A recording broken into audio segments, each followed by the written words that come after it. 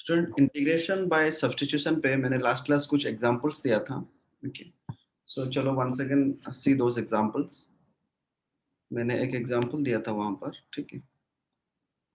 मैंने एक क्वेश्चन दिया था, evaluate I is equal to integration of 1 by x square e to the power 1 by x dx.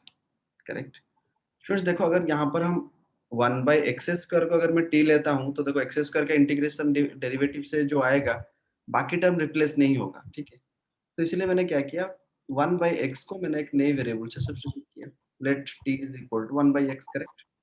So student dt will be how much, dt by dx will be how much, minus 1 by x square, correct. And dt will be how much, minus 1 by x square dx, yes or no. तो चलो replace करते हैं equation को। तो i is equal to, भी मैंने replace किया। Excuse me sir,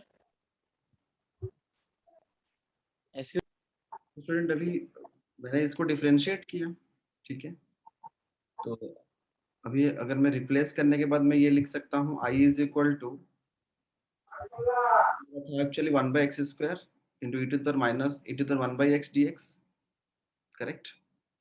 तो जब मैं रिप्लेस करूंगा तो minus 1 by x square dx, students यहाँ पर देखो आप 1 by x square यहाँ पर है, dx यहाँ पर है, बस माइनस नहीं है। उसको मैं किससे रिप्लेस कर सकता हूँ, dt से रिप्लेस कर सकता हूँ।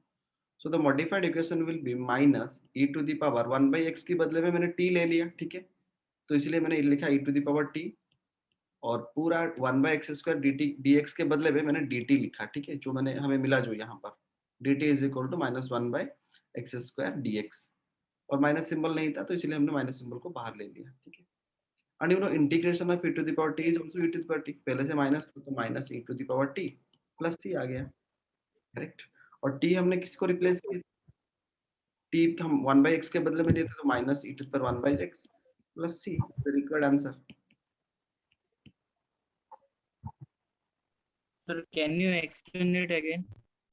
So student, second question was, the second example was integrate sec square x by tan x dx। किसको t लेना है, किसको t, बाकी किसको रिप्लेस करना है, it purely depends on practice. यहाँ पर हमारे पास दो चीज है, एक sec square x है और एक tan x है। एक है मेरे पास sec square x और एक है tan x। अगर मैं sec square x को लूं t, तो इसको dt by dx करके मुझे कुछ कंज्यूमेबल पार्ट नहीं मिलेगा, तो इसलिए इसको t लेके कुछ फायदा नहीं। बट अगर मुझे दिख रहा है कि tan x का डेरिवेटिव है sec square x, तो अगर मैं t is equal to tan x ले लूं, अगर tan x को मैं सब्स्टिट्यूट करूं तो dt by dx मेरा कितना हो जाएगा, sec स्क्वायर। तो dt is equal to cross multiply करके कितना हो गया, तो ये जो पार्ट है ना sec स्क्वायर x ऊपर dx जो है, वो वाला पार्ट अभी दोबारा रिराइट कर सकते हैं हम एज्यूम करने के बाद। तो t मतलब 1 by t हो गया, और sec स्क्वायर x dx के बदले में dt लिख दिया। तो 1 by t dt, अब अभी तो हम इंटीग्रेट कर सकते हैं। 1 by x का इंटीग्रेशन क्या है, ln x। तो 1 by t का इंटीग्रेशन क्या हो जाएगा, ln t plus c, correct. और हमने t किसके बदले में लिए थे, tan x के बदले में लिए थे, तो यहाँ पर लिख सकते हैं ln tan x plus c, we can right.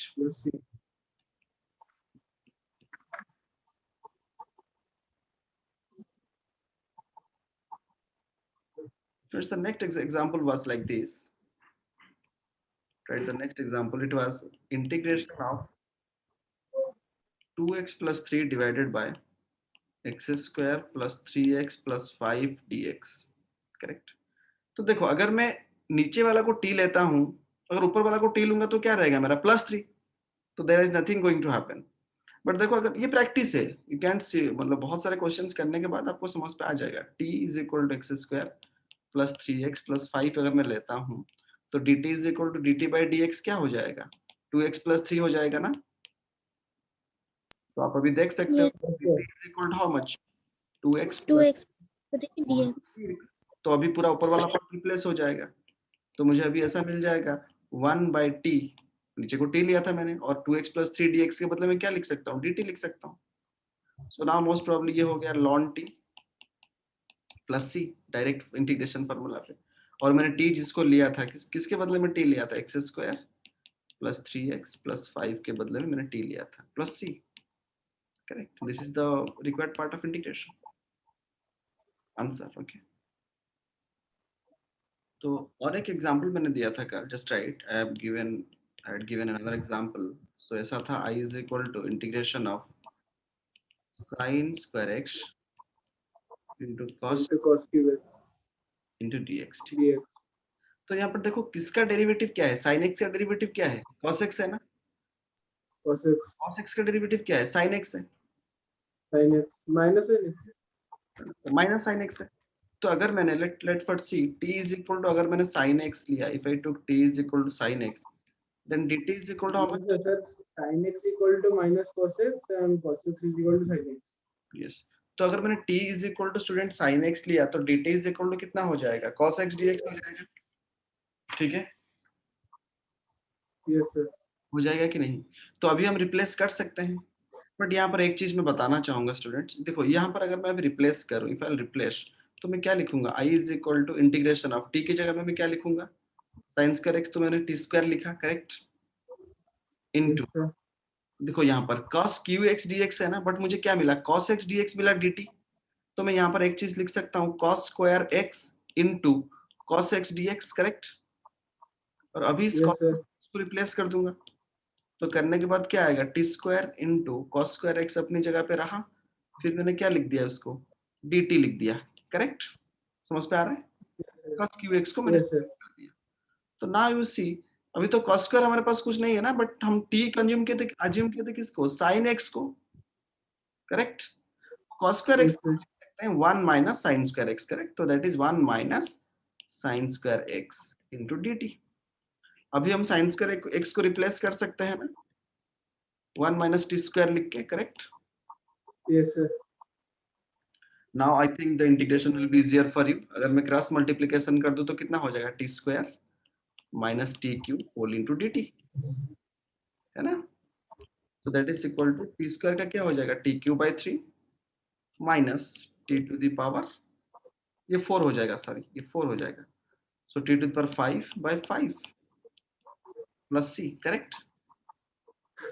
तो मैं लिख सकता हूँ 1 बाई 3, टी किसके बदले लिए थे, साइन बदले लिए थे, sine q x minus 1 by 5 sine to the power 5 x, 5 sin x to the power 5 plus c. So this is the required answer of the question. I think it's clear to all.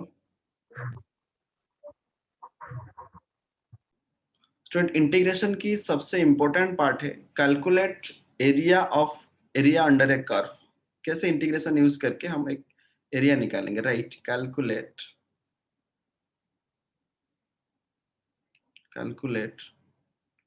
area under a curve. Calculate area under a curve. Correct? How to calculate the area under a curve? ठीक है student, देखो मैंने एक coordinate system लिया, correct, x and y. Let I have taken a Yes, sir. curve like this. Point मान के चलो x1 और कर्व यहाँ पर एंड हो रहा है x2। मैंने क्या किया, एक छोटा सा स्ट्रिप, मतलब छोटा सा पार्ट मैंने उसका कंसीडर किया, टोटल कर्व का I just considered a small part, और उसी पार्ट का विड्थ जो है, let correct, let that depth is dx, let that depth is dx, okay. So अगर ये dx है, तो ये जो पार्ट है, ये यहाँ से मान के चलो इसका जो कोऑर्डिनेट है, लेट दैट इज x, मतलब y एक्स है, वो x एक एंड x पे है, and the width is dx, ठीक है। तो ये it's looking like rectangle, correct, and ये जो पार्ट है, let this is very straight and this length is let y, okay. So इसका विड्थ कितना हो गया dx, और उसका लेंथ एंड ब्रेड्थ के हिसाब से देखेंगे तो एक हो गया y, यहाँ से यहाँ तक y हो गया, और मोटाई dx हो गया, ठीक है। तो ये जो पूरा कर्व में लिया हूँ, उसका मैं जो छोटा सा पार्ट, मैंने जिस पार्ट को हैच किया, ये जो पार्ट को मैंने हैच किया, I want to find let's area of the elemental strip, right, area of the elemental मतलब छोटा सा area of the elemental strip,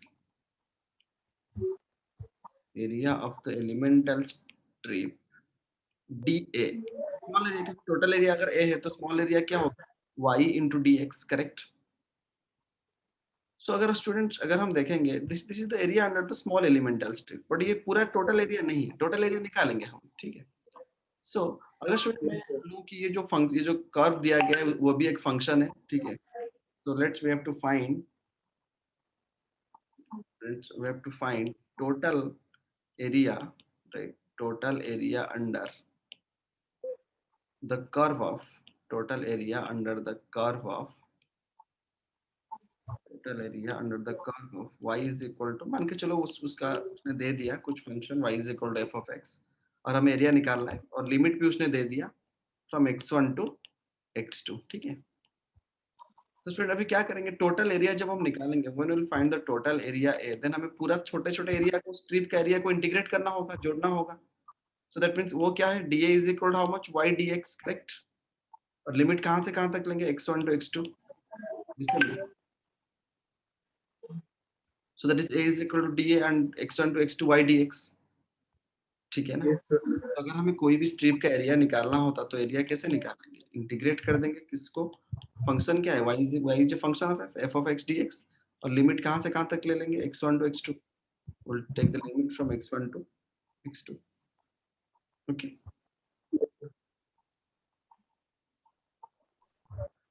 First, let's take an example for this kind. Write one example. Find the area between a curve, right? Find the area between curve. Curve का function उसने दे दिया y is equal to x square plus 7x plus 3 and x axis उसने दे दिया limit मतलब x1 to x2 x axis from x is equal to 0 to x is equal to 2, ठीक है. Students अगर हम इसका निकालेंगे तो मैंने क्या बताया था, एरिया अंडर एक कर्व, क्या अभी ऊपर से मैंने हमने फॉर्मूला बताया, just see your copies. Area under curve A is equal to y d x, correct. Limit क्या लेंगे, 0 to 2 है ना, 0 दिया हुआ है, 2 दिया हुआ है और y के बदले में क्या दिया हुआ है, x square plus 7x plus 3, that is the function of the curve, x square 7x x square plus 7x plus 3, correct, dx and limit is 0 to 2. समझ पे आ रहा है ना. और अभी इसको आप इंटीग्रेट कर सकते हो, x square plus 7x plus 3, correct. X square plus 7x plus 3 को अगर हम इंटीग्रेट करेंगे तो कितना आएगा हमारा, राइट. एक्स स्क्वायर का क्या है, x cube by 3, correct, plus 7x square by 2 plus 3x, correct, limit 0 to 2. तो 1/3 को अगर मैं बाहर ले लूंगा तो एक्स क्यू मतलब 2 to the power q minus 0 to the power q plus 7/2 को मैंने बाहर ले लिया, एक्स स्क्वायर डालेंगे मतलब 2 स्क्वायर माइनस 0 स्क्वायर. कैसे हायर लिमिट अपर लिमिट डालते हैं वो मैंने बताया था पिछले क्लासेस में. 3 इज इक्वल टू एक्स की जगह में 2 माइनस 0, करेक्ट. तो ये कितना आ गया, 2q मतलब 8/3 plus 2 to the power square 4, 7 into 4 कितना और 28/12 और 2 that is 14, correct, plus 3 into 2 6, so that is equal to how much, 68/3 is the answer. तो जो क्वेश्चन हमें मिला उसका एरिया कितना आया, 68/3.